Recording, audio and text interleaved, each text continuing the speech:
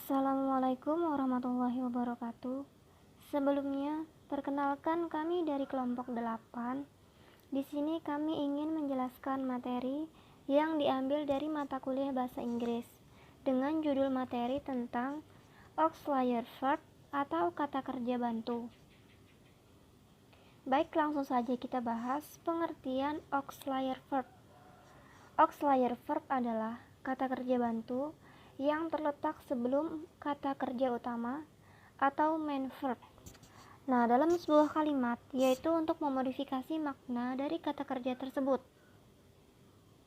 Kata kerja ini terdiri dari primer auxiliary verb dan modal auxiliary verb. Selanjutnya, hal yang harus diperhatikan dalam penggunaan auxiliary verb adalah sebagai berikut. Yang pertama, tidak boleh ada dua kata bantu dalam satu kalimat. Yang kedua, kata kerja sesudah auxiliary itu harus menggunakan kata dasar verb one. Dan yang ketiga, penggunaan auxiliary verb itu tidak terkait dengan subjek singular atau plural. Selanjutnya, primer auxiliary verb. Primer auxiliary verb adalah auxiliary verb yang merupakan kata kerja bantu yang terletak sebelum kata kerja utama atau main verb dalam sebuah kalimat, yaitu untuk memodifikasi makna dari kata kerja tersebut. Nah, primer auxiliary verb ini fungsinya adalah sebagai auxiliary verb atau kata kerja bantu, maupun main verb atau kata kerja utama. Nah, primer auxiliary verb itu terdiri dari be, do, dan have. Adapun berikut penjelasannya. Untuk yang be, auxiliary verb be ini terbagi lagi menjadi I'm, are, is, was, were, be, being, been. Nah, pada subtema ini yang akan dijelaskan hanyalah be atau I'm, are, is, was, dan were. Adapun be atau be, being, dan been itu digunakan dalam kombinasi dengan auxiliary verb yang lain. Rumus be di sini adalah subject plus have, our has, our had, our plus verb 3 plus see. Selanjutnya, yang pertama, be membentuk past continuous tense. Past continuous tense adalah yang menunjukkan bahwa suatu kegiatan yang sedang berlangsung di masa lampau.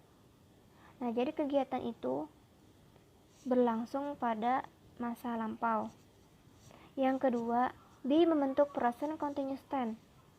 Nah, untuk membentuk present continuous tense, auxiliary verb be yang digunakan adalah I'm, are, dan is. Digunakan untuk memberi makna sedang pada kata kerja utama. Selanjutnya yang do. Auxiliary verb do terbagi atas do, does, dan did. Do dan does itu digunakan pada saat present, dan did itu digunakan pada saat past. Nah, untuk subjek I, you, J, we itu yang digunakan adalah do. Sedangkan does itu adalah untuk subjek she, he, it. Did digunakan untuk semua subjek dan membentuk negative sentence atau kalimat negatif. Rumus do itu adalah do our does, our did, our plus not, plus verb one. Nah, di sini ada contoh present. I do not like it. Artinya, saya tidak suka itu atau dia. Contoh pasnya, I did not like it. Artinya, saya tidak suka itu atau dia. Selanjutnya have. Have ini digunakan untuk kata kerja bantu, yaitu dalam tenses, yakni perfect tense.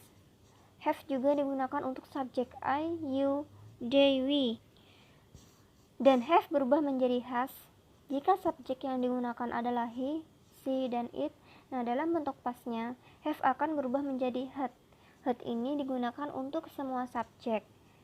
Have sebagai auxiliary verb artinya itu sudah. Rumus have ini adalah subject plus have, our has, our had, our plus verb 3 plus see. Nah, contoh yang pertama yaitu I have visited my grandmother. Artinya saya suka mengunjungi nenek saya. Dan contoh yang kedua, she was written it. Artinya dia suka menulis. Nah, selanjutnya untuk yang kedua, di sini ada pengertian modal auxiliary verb. Modal auxiliary verb ini adalah kata kerja yang bertugas untuk membantu kata kerja utama. Modal auxiliary ini fungsinya adalah untuk menyatakan willingness atau kemauan, ability atau kemampuan, necessity atau kebutuhan, dan possible atau kemungkinan.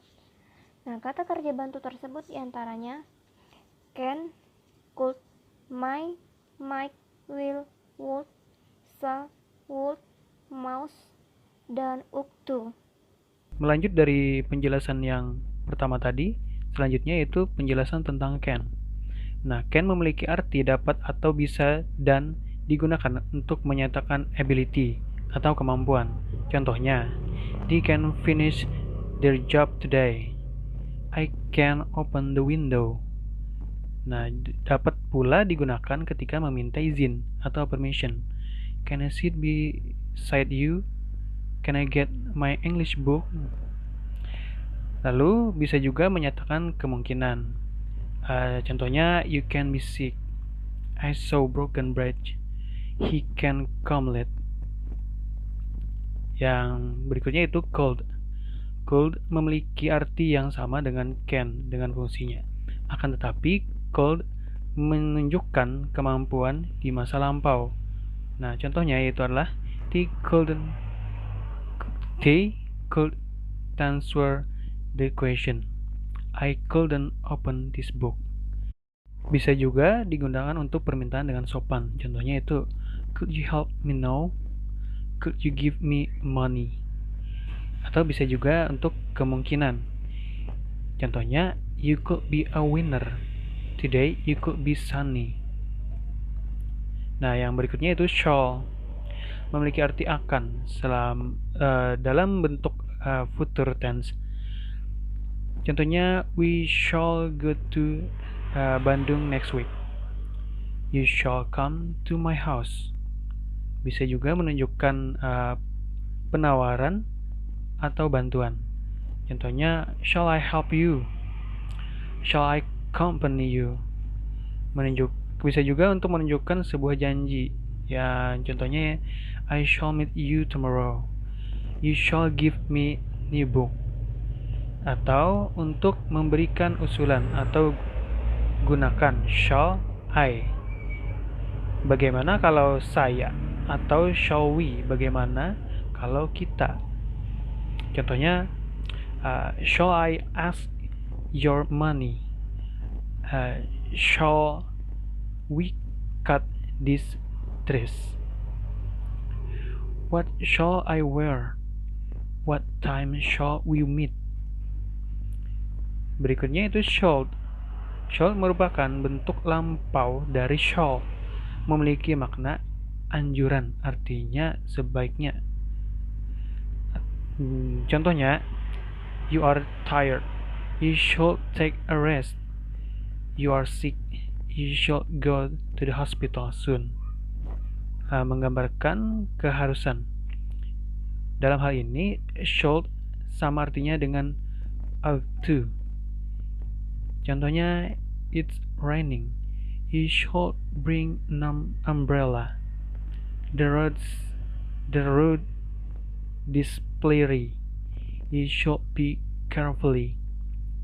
Bisa juga menunjukkan sesuatu yang harus dikerjakan tetapi karena sesuatu hal tidak dikerjakan atau menggambarkan penyesalan di masa lalu.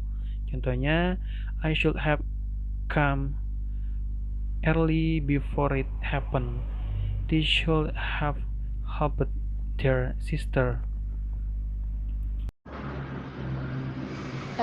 Will.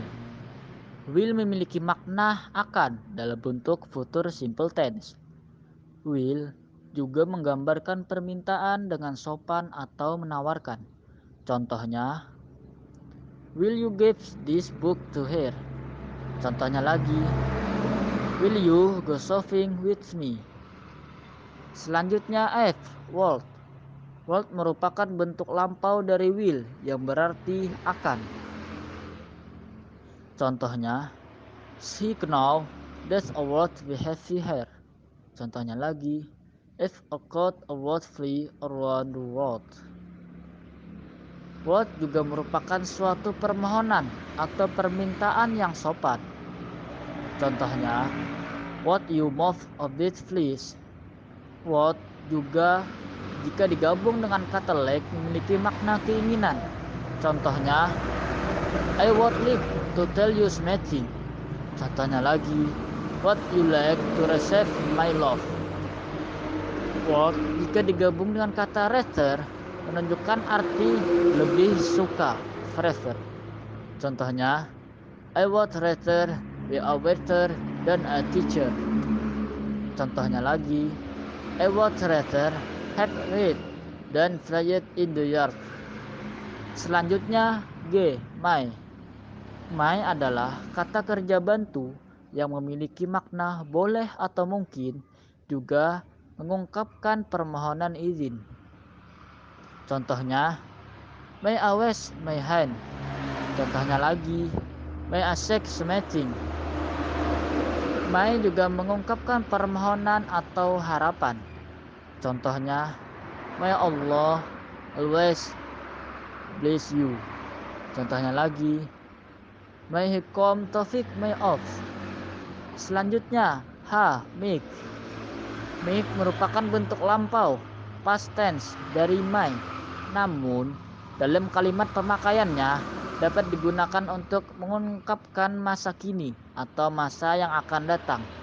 Contohnya, I thought her that her mother passed away. Contohnya lagi, my teacher taught me that tomorrow may be holiday. Selanjutnya, I. Ought to merupakan kata kerja bantu yang memiliki makna sebaiknya atau seharusnya. Contohnya, she ought to be 15. Contohnya lagi, she ought to go early because she has a cramp. Ought to juga menyatakan pekerjaan yang tidak terselesaikan atau terabaikan, biasanya dalam bentuk perfect infinitive. Contohnya, this project ought to have been finished 2 days ago. Contohnya lagi, I ought to have wrote this article yesterday. Ought to juga bisa memberikan nasihat. Contohnya, you ought to keep your head. Contohnya lagi, you ought to manage you team a good and visible.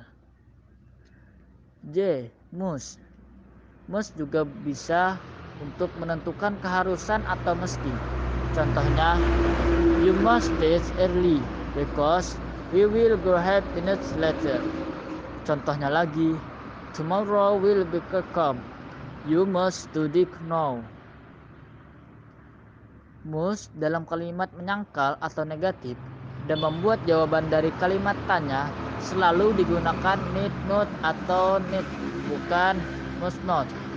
Contohnya, must finishes is no. Yes, you must.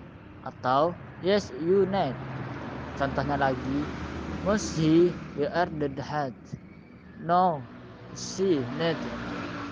Contohnya lagi, you need not text me again.